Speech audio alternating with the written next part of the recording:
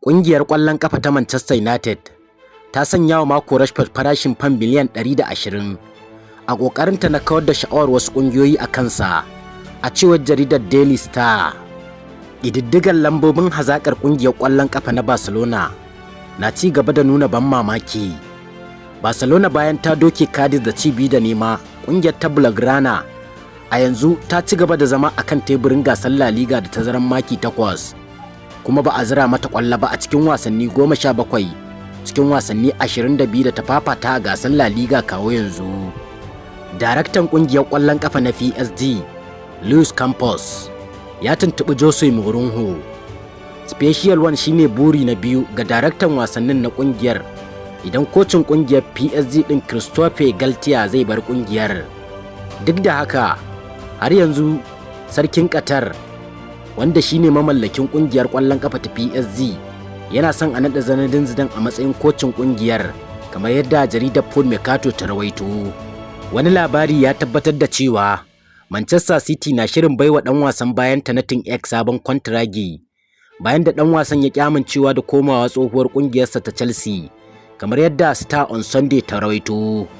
A nan kuma an bayyana West Ham United na sha'awar siyan ɗaya daga cikin 'yan wasa, Serge Milinkovic-Savic na Lazio ko Calvin Phillips na Manchester City, a matsayin masu maye gurbin Declan Rice a tsakiyarsu idan ɗan wasan ya buƙaci barin ƙungiya a ƙarshen kakar wasa ta bana, inji Sun on Sunday.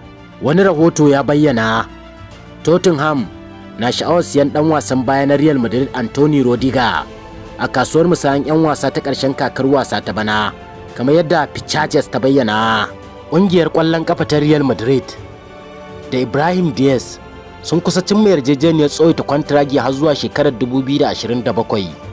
Shi dai Diaz yana aro ne a ƙungiyar ƙwallon ƙafa ta AC Milan, kamar yadda jaridar The Athletic FC ta bayyana. Tsohon ɗan wasan Newcastle United Alan Shearer ya bayyana ƙungiyar ƙwallon ƙafa ta Arsenal a matsayin ƙungiyar da za ta lashe gasar Premier League ta bana.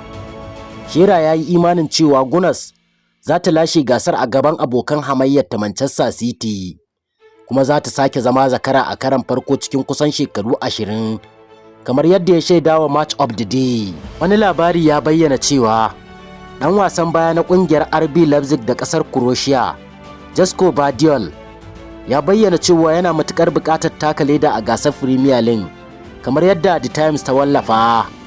A wani labari da ya wallafa, Ajan Robben ya bayyana cewa Pep Guardiola bai da hankali kwata-kwata idan aka zo magana game da wasan ƙwallon ƙafa. Robben ya ƙara da cewa Guardiola ya taɓa kira na a waya da ƙarfe 2 dare don magana game da dabarun yadda za mu samu nasarar wasa a lokacin ina ƙungiyar ƙwallon ƙafa ta Bayern Munich.